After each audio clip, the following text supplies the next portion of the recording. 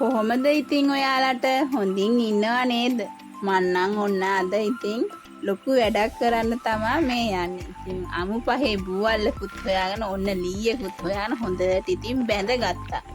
ඔයාලා අර ෆොටෝ වල දැක්කේ අපේ චූටි දූ. ඉතින් එයා චුට්ටක් වෙනස් විදිහට හිතන වෙනස් දේවල් කියන්නේ සාමාන්‍ය මේ වයසේ දරුවෝ කරන්න අකමැති ආස නැති දේවල් කරන්න කැමැති දරුවෙක් තමයි අපේ චූටි දූ. ඉතින් ඒකත් බැඳලා තියාගෙන ඔන්න ඔක්කොටම කලින් කොට්ට මෙට්ට ටිකත් අවුවට දාගත්තා. මොකද මේ කරන්න යන වැඩේ චුට්ටක් ගෙයි තියෙන බඩු එහාට මෙහාට අස්බස් කරලා තමයි කරන්න ඕනේ. ඉතින් අපිට ඕන් අද හොඳට අවුව වැටෙන දවසකුත් එක්ක මේ වැඩේට සෝබාදහමත් තව ටිකක් ඉතින් අපිට ආශිර්වාද කරලා තිනවා. ඔය පේනවනේ ඔන්න මේ වැඩේ තමයි එයා කරන්න ඕන කිව්වේ. ඊයේ සිකුරාදා ආමේ මට සෙනසුරාදා හෙට මේ වැඩේ කරන්න ඕන කියලා මාවත් කැමති කරගත්තා. මකුළු දැල් කඩලා ගේ අස්බස් කරලා ගේ හොඳට හොදන්න ඕන කියලා. ඔය පේනවනේ ඉතින් හනිකට මකුළු දැල් කඩනවා. එයාට ඉතින් මේ ලීයේ උස්ස ගන්නත් බෑ බරයි. මොකද ඉතින් දරුවෝ මේ වගේ දේවල් කරන්නේ නැහනේ මෙයා ආසුණාට. ඉතින් මං එයාට කරන්න කියලා එහෙම නෙමෙයි. මං කරන දේවල් බලාගෙන ඉඳලා තමයි මේ ආසාවෙන් කරන්නේ. ඉතින් මමත් ඔන්න එයාට උදව් කරුවා. උදව් කරන ගමන් මම ඉතින් සීට් කොට්ට ටික මේ උර ටික හොදන්න ගත්තා. මොකද ඕවත් පිරිසුදු කරගන්න එපාය. මකුළු දැල් කඩනවා කියන්නේ ගෙයි ඔක්කොම බඩු පිරිසුදු කරගෙන පිහාගෙන දූවිලි පිහලා සුද්ධ කරගන්න ඕනේ. ඉතින් ඔය වැඩ අතරතුරේ මේ පූස් කිටිවන් නලවනවා.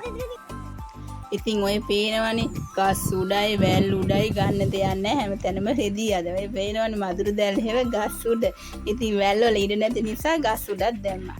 ඉතින් ඔය අතරතුරේ දැන් පාපිසි දූවිලින් ඉතින් ඕකෙත් අපි අනිත් වෙලාවට පාපිස්ස ගසලා නිදාගන්න. ඉතින් පාපිසි දෙක තුනත් මං ඕන් හොදලා ඒකත් ඉතින් අවුවට දාගන්නවා.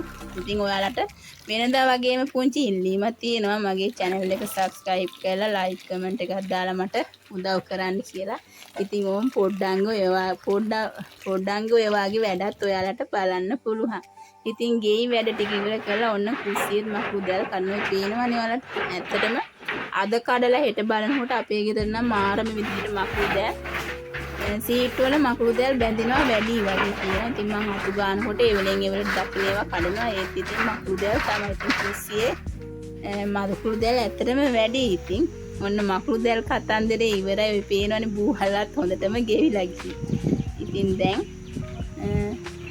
ඇත්තටම මං නම් හරි සතුටු වෙනවා මට ඒ වගේ දුවෙක් ඉන්න එක. මොකද මං එයා ওই වැඩ කරන දිහා බලාගෙන ලස්සන චිත්‍රයක් ඇඳා එයාගේ අනාගතයේ ලස්සනට විසඳෙන විදිය. ඉතින් අපි අම්මලා විදිහට එහෙම තමයි. ඉතින් එයා කවදාරි දවසක ඒ ලස්සන චිත්‍රේ පාට කරයි කියලා මම බලාපොරොත්තු වෙමින් ඉන්නවා. ඉතින් ඕන් දැන් එයාගේ අතු ගෑවමක් දැල් කඩලා ඉවරලා. ඉතින් එක වැඩක් ඉවර වෙනකොට ඔන්න තව වැඩක් හොයා ගන්න. ඔය පේනවනේ ඔය දැන් ජනේලි පිරිසිදු කරනවා. ඉතින් ඔය පේනවනේ හරිම ආසාවෙන් කරනවා. ඉතින් මම කියලා දීලා එහෙම නෙමෙයි. ඔයා මේවා කරන්න කියලා නෙමෙයි. ඉතින් අර මන් කරනවා දකින්නවනේ. ඒ දැකලා තමයි මේ කරන්නේ. ඉතින් දුවලා තුන්දෙනෙක් ඉන්නවා මෙයාත් එක්ක. අනිත් දෙන්න ඉතින් මේවා කරන්න කැමති නෑ. මෙයා තමයි මේ වැඩ කරන්න ආසිතින්. කුස්සියත් අස්බස් කරලා පිළිවෙලකට අතු ගාලා ලස්සනට තියාගන්න එයා හරි කැමති. ඉතින් ලස්සන ගේකටත් කැමති. ඉතින් අපේ තාම එහෙම නෑ. පුංචි ගයක් තියෙන. ඉතින් මමත් උත්සාහ කරන්නේ එයාගේ බලාපොරොත්තු ඉක්මනට ඉෂ්ට කරලා දෙන්න. හිමින් සීරුව තමයි ඉතින් කරන්න පුළුවන් නේද? ඉතින් ඕන් දැන් ගේ හොදන්න යන්නේ රින්ස් බගට හිකුත් ඕන් හදාගෙන යාම මේක. ඉතින් මං ඕන් ලුණු දැම්මා දැන්.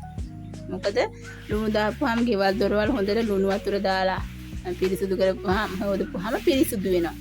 අනිත් එක තමයි විශ්ව සත්‍යය ගෙට ගලාගෙන එනවා කියලා මම දන්නවා. අහලා තියෙනවා. ඉතින් විශ්ව මාතාගේ ආශිර්වාදය ලං කරගන්න මේ කරන දේ තව ටිකක් හොඳයි. ඉතින් ඔය පේනවනේ හනිකට වැඩ. ඉතින් දැන් මේ වෙනකොට එයාටත් ගොඩක් මහන්සි. ඒත් මේ වැඩේ ඉවර කරන්න තමයි එයාගේ බලාපොරොත්තුව. ඉතින් ඔය හැම තැනම පොස්ස දාලා ලස්සනට පිරිසිදු කරනවා. ඉතින් මමත් එයාට උදව් කරලා මේ වැඩේ ඉක්මන් කරගන්න තමයි මේ හදන්නේ. මොකද දැන් හොඳටම හවස් වෙලා.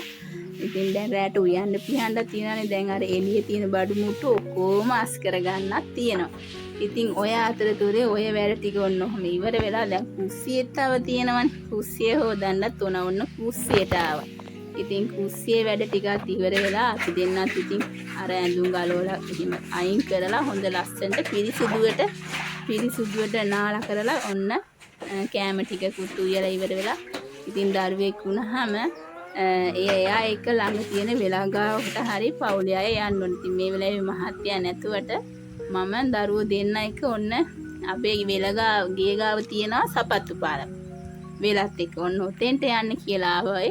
ඉතින් සරුංගල් අරින කොල්ල කුරුට්ටෝ තාම ගෙවල් වලට ගිහින් නැහැ. ඔය තැලවිල්ල ගාව ඉන්න. ඉතින් අපිට එතෙන්ට යන්න බෑ. ඒ නිසා අපි ආපහු හැරුණා. මේ දකින්න ඔයාලා අපේ වටපිටාව. ඉතින් අපිට පොල් එහෙම හරියට තියෙනවා. දැන් නම් කුඹුරු වල තැනින් තැන ඉතින් ගොයන් කපලා තව කපන්නත් තියෙනවා. ඔය බලන්නකෝ අපේ වටපිටාව ලස්සනද කියලා කමෙන්ට් එකකුත් තියාගෙන අපේ චූටි දූ මේ කරන වැඩ හොඳද කියලා එයා හොඳයිද නරකයිද කියලා ලස්සන කමෙන්ට් එකක් තියා යන්න. එහෙනම් අපි ගිහින් එන්න. බුදු සරණයි ඔයාලට.